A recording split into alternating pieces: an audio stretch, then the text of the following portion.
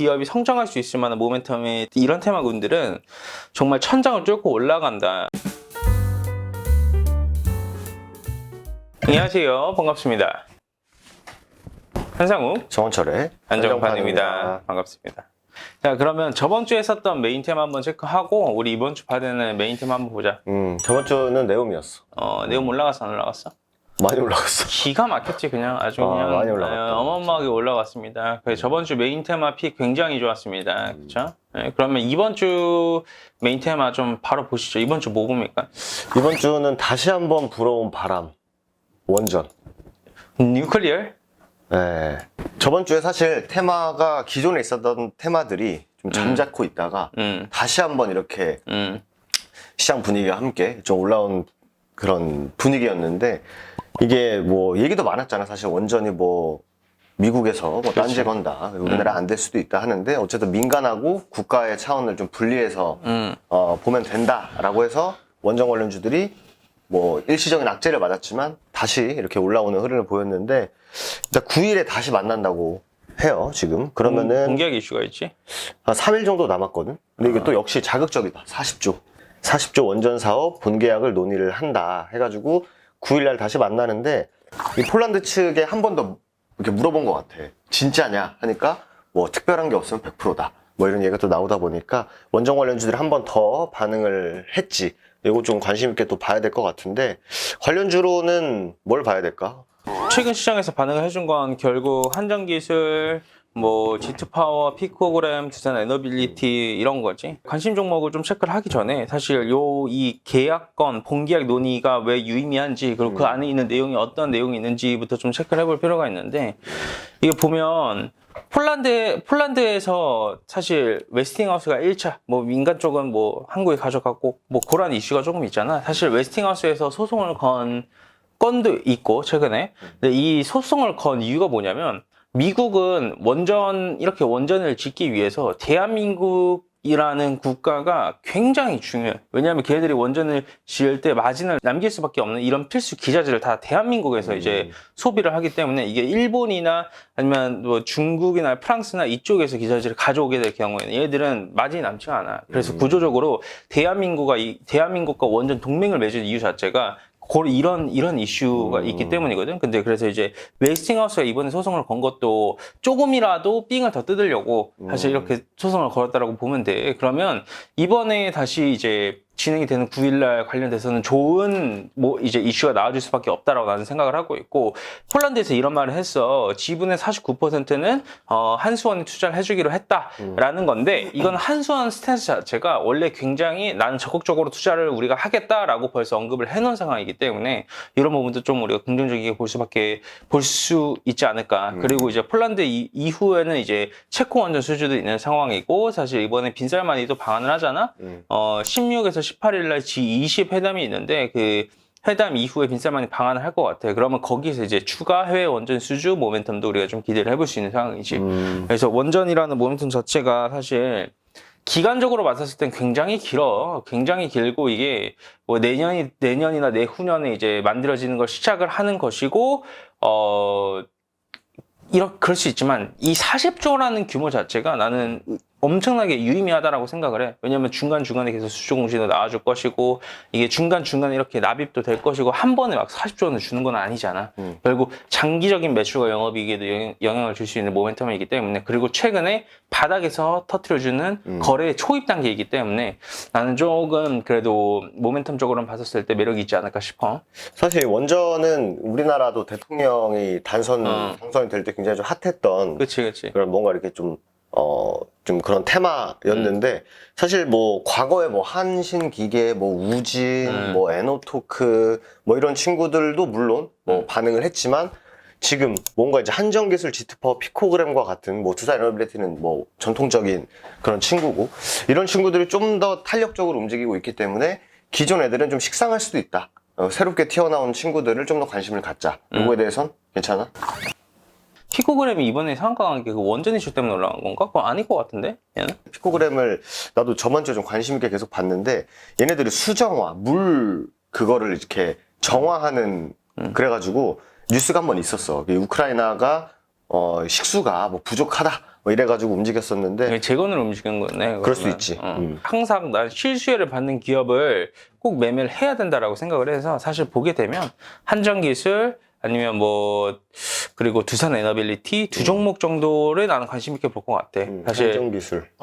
그 정도만 관심 있게 볼 것 같고 굳이 뭐 실수혜를 받아주지도 못하는 중소형 테마주들은 내 개인적인 관점에서는 트레이딩을 하지는 않고 할 필요도 없다라고 생각을 해. 한전기술은 아예 뭐 11월 3일 이제 다시 시세 줄 때 이때도 사우디 원전 수주로 움직임을 또 보여줬고 그래서 일단 전통적인 친구들 외에 지금 새롭게 뭔가 타이틀을 붙여서 올라온 친구가 한전기술 그리고 G2파워는 아무래도 무중 얘기도 같이 나오고 이 친구도 이제 원전 관련해서 움직이긴 했는데 일단 최근에 원전 움직일 때 좀 쉬었단 말이지.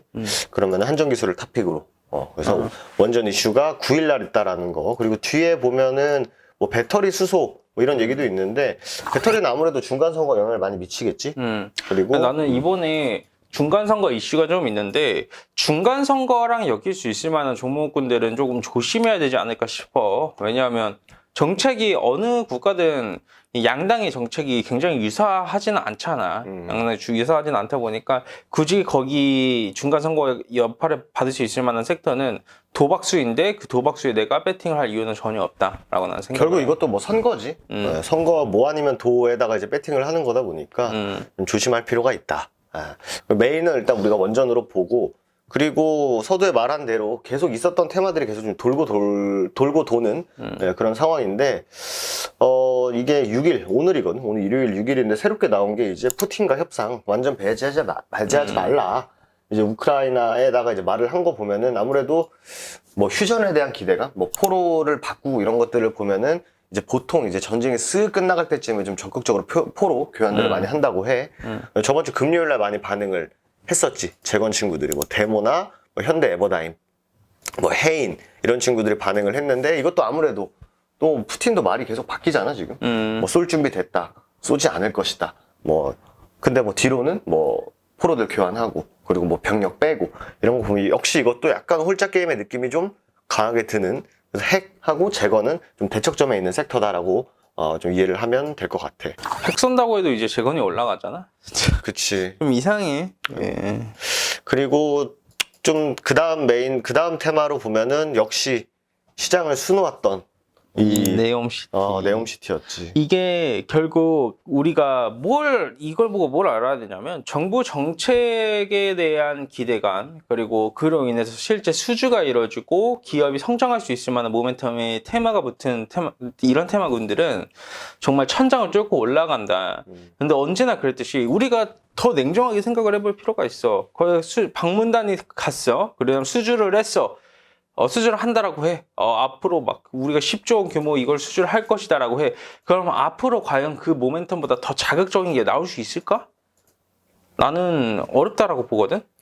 사실 이제 원희룡 국토부 장관이 갔잖아. 가서 이제 저번 주에 우리가 한정판에서 말한 게 이게 가고 나면은 이제 기대감이 많이 떨어질 수 있다, 재조선될 수 있다라고 이제 좀 말을 좀 했었는데. 실제로 뭐 완전 우르르 떨어진 건 아니야. 근데 그 명단이 나와버렸잖아. 실제로 이번에 팀 코리아에서 참가하는 기업들이 명단이 나오다 보니까 실제 거기에 참여가 된 기업들은 추가적인 상승을 보여줬고 거의 이제 기존에 이제 네옴시티 관련주다 했는데 명단에 빠진 친구들은 떨어졌지.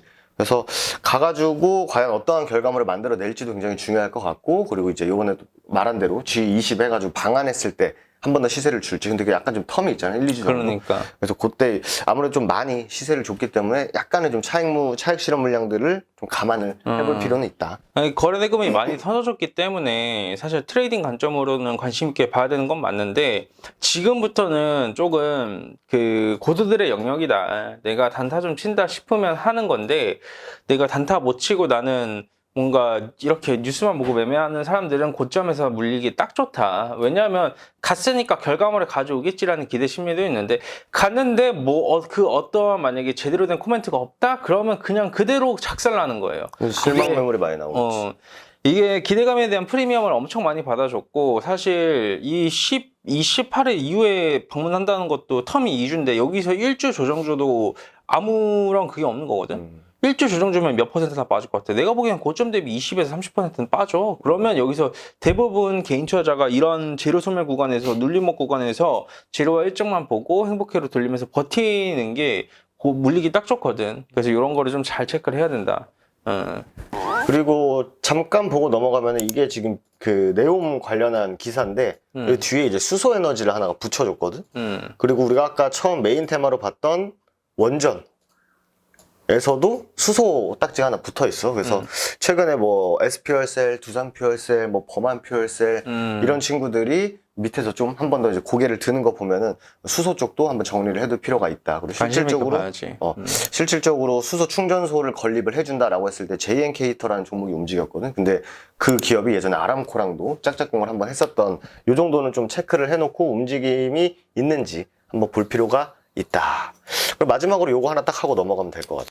공공기관 자산 매각 내달 3일 나온다 했는데 이게 이제 10일하고 13일 날 그게 있지? 딜레이를 한번 했지. 딜레이 한번 했지. 그 이번 이태원 사건 때문에 좀 딜레이가 됐는데 무슨 회의 같은 게 있을걸? 거기서 이제 발표를 아마 할 가능성이 좀 높지.